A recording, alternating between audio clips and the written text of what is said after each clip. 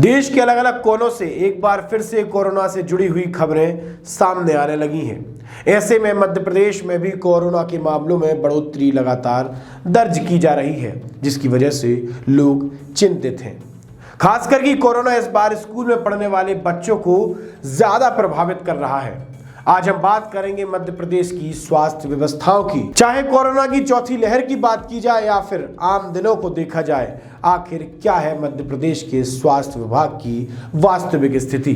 नमस्कार, मैं आशुतोष भार्गव, आप देख रहे हैं आयुध।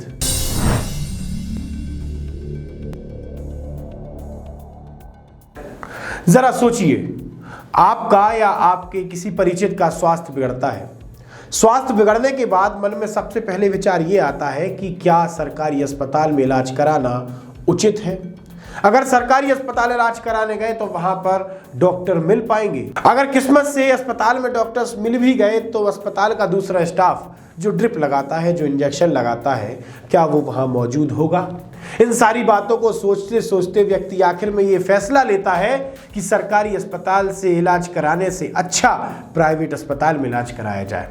आज हम आपको बताएंगे कि मध्य प्रदेश में कितने सरकारी अस्पताल हैं और उनमें कितने मरीजों के भर्ती होने की व्यवस्था है।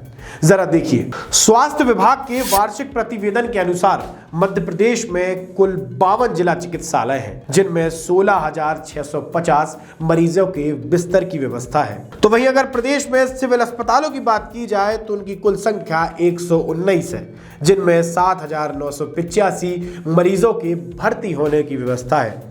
अगर प्रदेश के सामुदायिक स्वास्थ्य केंद्रों की बात की जाए तो उनकी संख्या 356 है, जिनमें 10,686 बिस्तर मौजूद हैं। इसी की श्रृंखला में अगर प्राथमिक स्वास्थ्य केंद्रों को देखा जाए तो इनकी संख्या 1266 है, जिनमें 7,596 बिस्तरों की व्यवस्था है। अगर इन आंकड़ों को देखा जाए और सरकारी अस्पताल में कुल मरीजों के बिस्तरों की संख्या को जोड़ा जाए तो कुल संख्या लगभग 42,000 निकलती है। 2011 की जनगणना के अनुसार मध्य प्रदेश की कुल आबादी लगभग 7.5 करोड़ है। अगर और गहराई में जाया जाए तो मध्य प्रदेश के सरकारी अस्पतालों में लगभग 17,500 लोगों पर एक बिस्तर की व्यवस्था हो सकती है। अब आप देख सकते हैं कि मध्य प्रदेश में किस प्रकार की स्वास्थ्य व्यवस्थाएं हैं। अभी हमने प्रदेश में मरीजों के भर्ती होने की व्यवस्था पर बात की। अब जरा देखते हैं कि प्रदेश में कितने डॉक्टर्स, कितने चिकित्सक तैनात हैं। एक निजी अखबार की रिपोर्ट के अनुसार मध्य प्रदेश में लगभग 57,000 डॉक्टर्स रजिस्टर्ड हैं, लेकिन उनमें से मात्र 17,000 डॉक्टर्स ही ऑन फील्ड काम कर रहे हैं। मतलब मध्य प्रदेश की कुल आबादी पर महज 17,000 डॉक्टर। इसका मतलब यह है कि 4400 लोगों पर सिर्फ एक डॉक्टर प्रदेश में तैनात है। जहां डॉक्टर्स की पढ़ाई होती है, जिन्हें हम मेडिकल कॉलेज कहते हैं, जरा वहां की भी वास्तविक स्थिति जान लीजिए। मध्य प्रदेश के 13 मेडिकल कॉलेजेस में कुल 2,814 डॉक्टर्स की पोस्ट है, जिनमें से लगभग 850 पोस्ट अभी खाली हैं। तो वहीं मध्य प्रदेश रिव्यू मीटिंग 2021 की रिपोर्ट के अनुसार प्रदेश में 45 से 50% तक डॉक्टर्स के पद रिक्त हैं, जिनमें से medical officers, specialist doctor, nursing staff, lab technician, radiographer और कंपाउंडर मिलाकर लगभग प्रदेश में 40,000 पद हैं, जिनमें से मात्र 22,750 पद पर लोग अभी कार्यरत हैं, जिनमें से लगभग 17,250 अभी भी पद रिक्त रखे हुए हैं। हमें पता है कोरोना की पहली, दूसरी और तीसरी लहर में लोगों को कितनी मुसीबतों का सामना करना पड़ा। ऐसा नहीं कि ये आंकड़े स्वास्थ्य विभाग की नजरों में ना हो। स्वास्थ्य विभाग द्वारा भी व्यवस्थाओं को सुधारने का पूरा प्रयास किया जा रहा है। बीते दिनों कोरोना की तीसरी लहर में हमने देखा कि स्वास्थ्य विभाग द्वारा व्यवस्थाएं अच्छी की गई हैं, लेकिन अभी भी व्यवस्थाओं को सुधारने में काफी गुंजाइश बाकी है।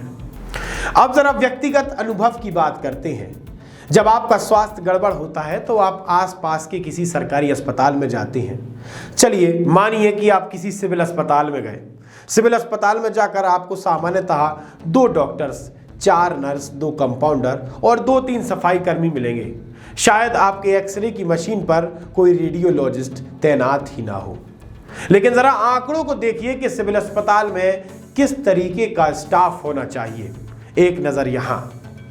एक सिविल अस्पताल में पूरे स्टाफ की संख्या इस प्रकार होनी चाहिए: मेडिकल विशेषज्ञ 2, सर्जरी विशेषज्ञ 2, स्त्री रोग विशेषज्ञ 2, शिशु रोग विशेषज्ञ 2, निश्चेतना विशेषज्ञ 1, नेत्र रोग विशेषज्ञ 1, रेडियोलॉजिस्ट 1, पैथोलॉजिस्ट 1, अस्थि रोग विशेषज्ञ 1, मेडिकल ऑफिसर 9, दंत चिकित्सक dentist 1, matron 2, nursing sister 4, staff nurse 50, नेत्र सहायक 1, lab technician 3, radiographer 2, pharmacist grade 2 5, मतलब जो आपको दवाइयाँ दे, लेबोरेटरी असिस्टेंट 3, जो लैब के अंदर असिस्टेंट हो, ward boy 5, OT attendant 3, dresser 4, लेखापाल 1।